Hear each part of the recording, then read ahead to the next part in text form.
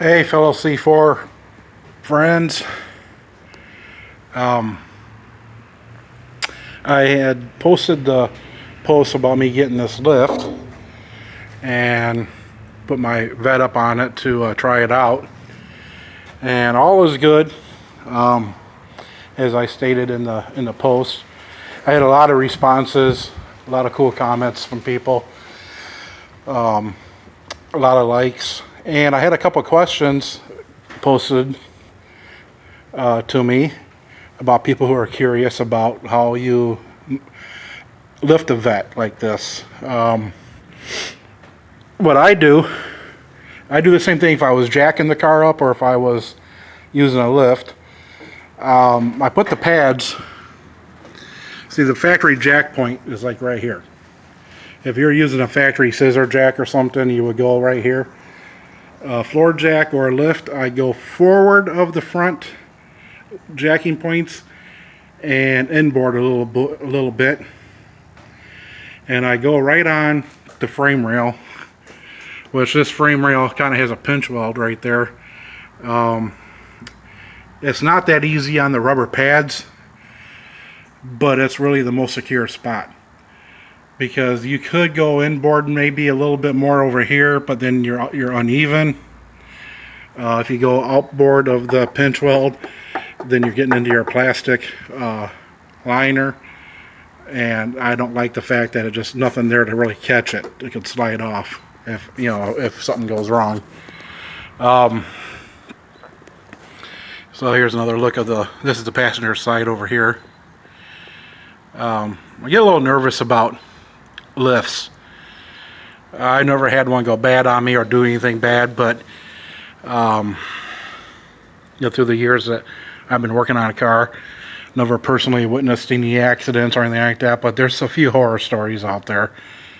And me being brand new to having a lift of my own, I've been working on cars since the 1980s, and I've never owned a lift. And hardly at any time have I had access to a lift, unless I was working in some shop somewhere, for somebody. But you can see, it's just common sense right here. The car's secure there.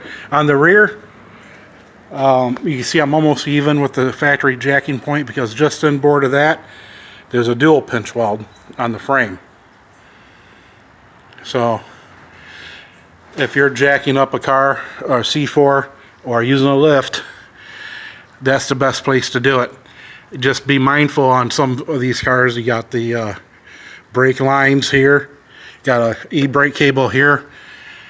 If everything is right with your car, they won't be in the way. You just go in right between them. So that's that. And when I have a jack stand, like if I'm jacking up the car on the ground and I use jack stands, it depends on what I'm doing. Because they're not really jack stand friendly cars. I have gone so far in the past as to even put a jack stand under here, but that was on my old one that I used to have. I don't really recommend it.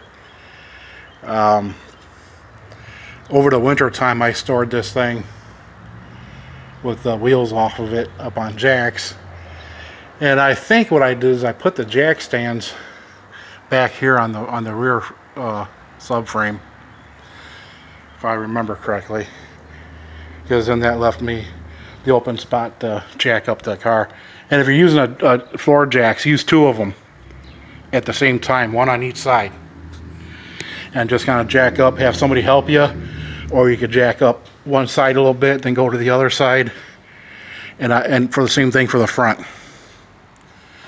That just kind of helps alleviate twisting and torquing and things. Some people are saying that you have to undo the hoods and undo the roof and all that, so open the doors. No, all that does is make the car flex more when you do that. Keep everything shut and secure, and you should be fine. This particular car does have a cracked targa top, but that's because a couple winters ago, I started it up. I guess it was the winter before, just this past winter. I had it sitting here, and it hadn't been running. I got the fire up, and after I fixed it, and I goosed the gas when I did it, and the body just kind of jerked to the side, and it was cold out, and my roof just said crack, and that's all it took. That didn't used to be an issue in the old days, but as these things get older, I guess the Lexan gets weaker. So I'm in the market to get a new. There's a guy like 20 miles from here that makes those tops. So when I get the money to do that, I will be getting a new roof on it, but that's just not that important to me at the moment. So just if you're all curious, I'm replacing the entire exhaust system on this thing today. See, my muffler fell off at the end of last season on this side. I had those Corsa Targa mufflers, and they were like 20 years old. And it just rotted away here a little bit where it was welded to the white pipe, and it cracked and fell off. So I just cut the hanger, and then this one I just cut off, and I put these down spouts or down turn pipes on it just as a temporary fix.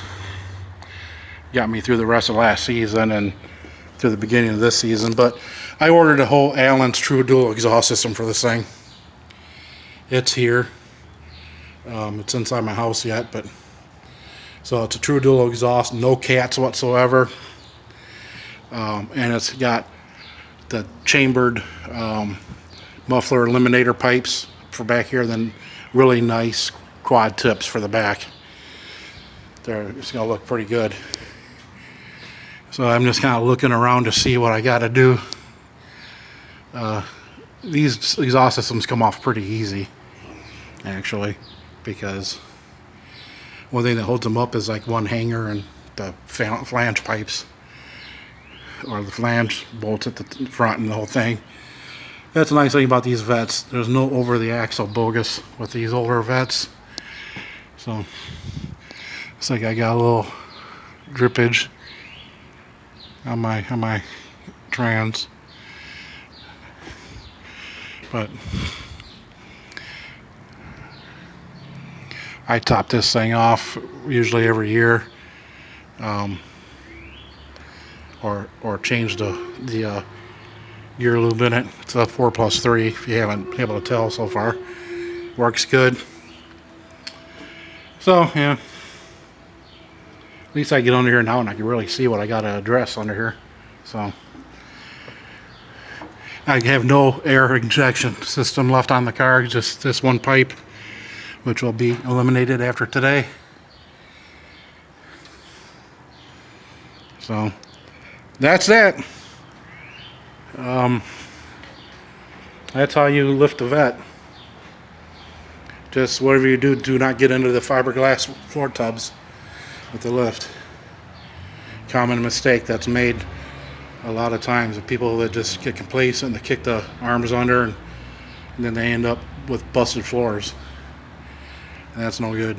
So you can see it looks like somebody in the past has kind of maybe jacked with this one a little bit in the wrong spot. There's a little bit of a spot in the corner right there where somebody got a jack into it once, but that's no big deal.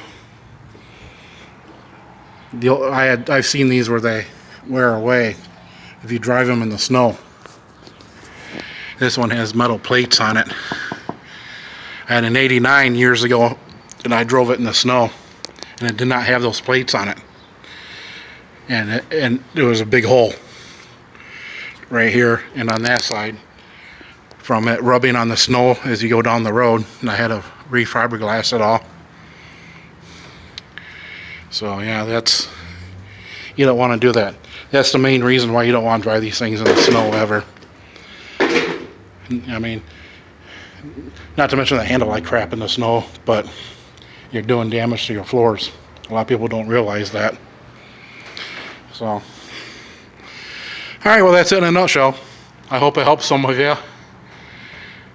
And just be safe if you're doing it. So You almost got to be really anal about this, because you don't want it to land on you if it falls. You don't want it to fall. Oh, 2-inch spacer too. On this particular lift, I came with a bunch of spacers.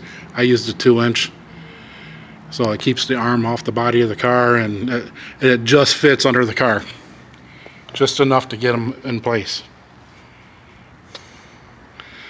So, all right, peace.